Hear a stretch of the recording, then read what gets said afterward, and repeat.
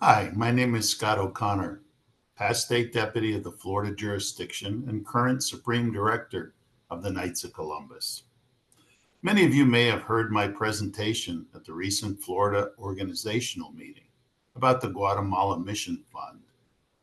Typically, each July, a mission trip is organized by Monsignor Thomas Skindoleschi, State Chaplain Emeritus, to take approximately 1 dozen Knights on a week-long mission trip to the Ak Tenement School for indigenous people. The school is located on property along the Rio Dulce River in the jungles of Guatemala, close to the Honduran border. The students are high school aged and come from local villages with few amenities like running water or electricity or even air conditioning. The children all attend on scholarships. There's no cost to the family. The students are, however, required to give 3 months of labor working on the school infrastructure and maintenance. During the term, the students live on the campus in open air dormitories. Travel between the girls' lodge and the main campus, as well as travel from the school to the local town, is all by boat. Upon graduation, students receive a certificate of completion, similar to a high school graduation certificate. And the studies are primarily focused on learning skills to work in the restaurant and hospitality industry. The school owns and maintains a restaurant in the nearby town of Livingston called Buggamama. Students intern in the restaurant for 3 months before returning to the school to complete their studies and then receiving their certificate of completion. Then they're able to join the workforce. The graduation rate is very high, with more than 95% of the students completing their studies and getting placed in jobs in cities throughout Guatemala. Unfortunately, for children who do not get out of the local villages and get an education, the future is not very bright. In fact, most of the girls become pregnant between the age of 12 and 14, and boys usually get caught up in illegal activities related to the drug cartels if they haven't gotten an education. This presentation will provide you with a glimpse of what the missionary knights do on this trip and how their support and the work they do help support this most important operation. And now I would like to walk you through the day in the life of the mission trip, beginning with first day. Our group typically meets up in the Miami International Airport concourse, boarding flights to Guatemala City, which typically take approximately 2.5 hours of flying time. Guatemala City is located in the Mountain Time Zone. We're met at the Guatemala City Airport by the director of the Ak Tenement School and several team members. And the school has several vehicles which were purchased with donations from the Knights of Columbus. They include a van and a pickup truck. These are used to transport the team and our luggage to the local hotel and then the following day to the bus station. Day two begins with morning prayers followed by breakfast. Then it's time to load up the vehicles for a ride to the local bus station. While waiting for our bus, which will take us across the country through many towns and villages and over the mountains, and finally depositing us in the town of Puerto Barrios. So we recite the rosary. You should now be able to see the photo of the bus station that we're about to board this particular bus. They're air conditioned coaches, and it takes between 7 and 8 hours to reach Puerto Barrios, depending on the traffics. On the particular day that we were traveling, there was a teacher's strike that slowed traffic quite a bit, so it added several hours to our trip. This is a photo of the uh, search and protection station before getting on the bus. So you can see armed security guards check all backpacks and actually pad down everyone before they get on the bus, which gives you a little bit of a feeling of safety. And this is our bus and a couple of the guys getting ready to get on it. This is another form of transportation, a tuk-tuk, which often serve as taxis. You see them all over Guatemala. After our 7 to 8 hour bus ride, we arrive in the town of Puerto Barrios, where we again pile into multiple taxi cabs for a ride to the port. This is our port. And as you can see, it's really nothing more than just a concrete slab. And we board the boats. The boat is owned by the school, and it does have a canopy over it, but it's quite a bumpy ride across the bay, and typically you get a little wet while you're going.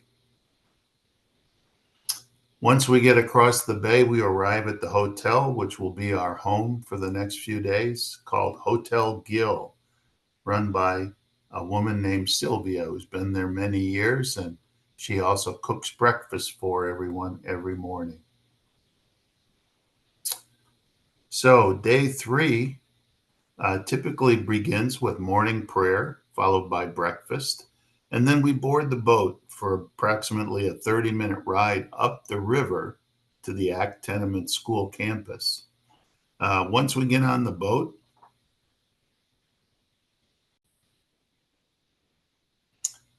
we recite the rosary, and the boat driver will typically keep the boat at an idle speed so that the motor noise isn't too loud, so that we can complete the rosary.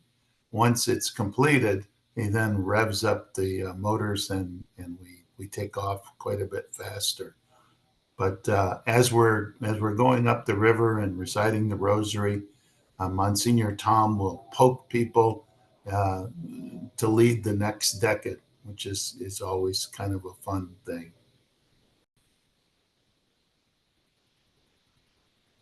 And we finally reached the Ak Tenement campus. There's little signs welcoming us. You can see in this photo the beautiful Guatemalan scenery as we go up the river. It's a very pretty ride every day, both going and coming. On the particular first day when we arrived, the students all turned out to greet us and had a big sign that welcomed us. And you can see the children here in this photo. There was more than 500 of them lining the trail as we got out of the boats. Following that, we were given a brief tour of the campus, and then the director gave us our work remits for the week. And on this particular trip, we were asked to construct a computer lab. So we were sizing up the space that they gave us at the lower level of the boys' dormitory. So we had 2 crews, one doing the construction and the other doing electrical. And since Deacon Paul Copey and I were both engineers, we were assigned the electrical portion. And so our goal was to wire the room for lighting and to put in 16 electrical outlets that would be used to power the computers. And the construction crew was charged with boxing in the space and building a bench that would go wrap around the inside of the room to put all the computers on. We had help from the students, and they're very quick learners and very eager to learn and to help. So it's a lot of fun working with them. And here you can see at the end of our work, we've got the room boxed in and the lights actually work. And in this photo, you can see Kyle, one of our guys who built the benches, and he's plugging in and testing each of the outlets to make sure they work, and they all work. The next day, we went upriver. We went into the main gathering room, which is basically just a roof over a slab floor. And that's where we had Mass. And this is the only time during the year that they actually have Catholic Mass at the school. So it's often the only time that the children get to attend Mass. And from the picture, you can see they all put on the best clothes they have, and they're very appreciative to be able to come and receive at Mass. The next photo shows the girls. They, as I mentioned earlier, take a boat back and forth to their dorms, which is upriver a little ways. And so you can see the girls are getting ready to leave, and they're all happy and smiling. Following our workday, we return to the hotel and get cleaned up. Then we have Mass. And then following Mass, we walk into town to the Buggamama for our dinner. And here you can see the restaurant. And then afterwards, some guys choose to walk back up the hill to the hotel, and some of us choose to take the tuk-tuks, especially if it's raining. And once we arrive at the hotel, often guys will join in out on the patio for a game of cards. We play a game called golf. This is one of the students who's working in the kitchen there at Buggamama, preparing one of the seafood dishes. And then a real treat during the trip, we always take one day and we go to a small village upriver where there's no power, there's no amenities really, where they have a little chapel. And the word goes out when we're coming, and people come for miles around to attend the Mass, which is the only Mass they have there during the year. We actually saw a family arriving in a canoe. They paddled miles to get there. Really amazing. You can see Monsignor Tom and Father Mark and Deacon Paul celebrating Mass. This is the incense. You can see it's very smoky, and they do have an elder that helps out with the Mass, but they're very, very appreciative. And they have so little, and yet when it comes time for the offering, they all put money in the basket. It's just really amazing. I couldn't help take this picture. This little girl was laying on the floor of the altar during the Mass, and she was so content, just a babe in the arms. It was amazing that she was so content there. And then after Mass, we go outside, and it's kind of like Christmas for the kids because we bring sacks of candy and we give the candy out, and the kids line up and they just love this. But it's the only time in the year that they actually get treats like that. This is on our travels in the town. You can see women often conveying things on their head. So you don't typically see that back here in the U.S. And at the end of our work week, we load up the boat, go across the bay back to Puerto Barrios, take the cabs back to the bus station, and then the bus back towards Guatemala City. This time we stop at a waypoint where we again meet our van and our truck, and the van and truck then take us to the town.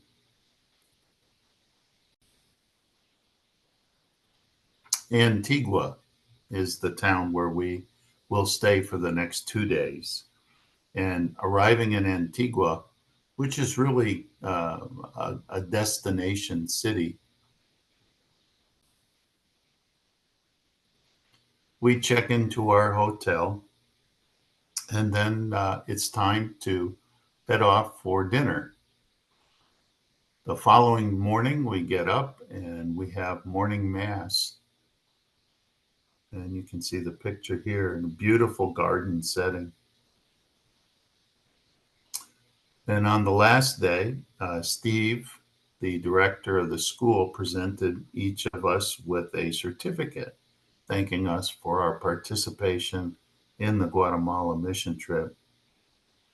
This is a picture of one of the local volcanoes, which actually was smoking a bit on the day of our visit. One of the other highlights is that we take and we do the rosary on a walk from our hotel to the Cathedral of San Jose. And it's a beautiful walk, and we finished doing our rosary just as we entered the courtyard of the cathedral. And we took a tour. It was a beautiful, beautiful facility. This is a typical sidewalk and street that you can see in Antigua.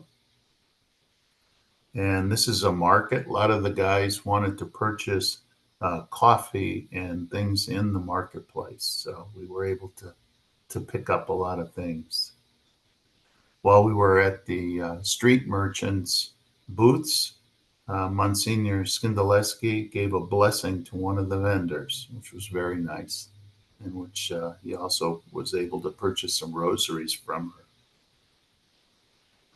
And this is another shot of the open market and a couple of our guys with their sacks of goodies to bring back to the U.S. At night, we were there during the Festival of Light.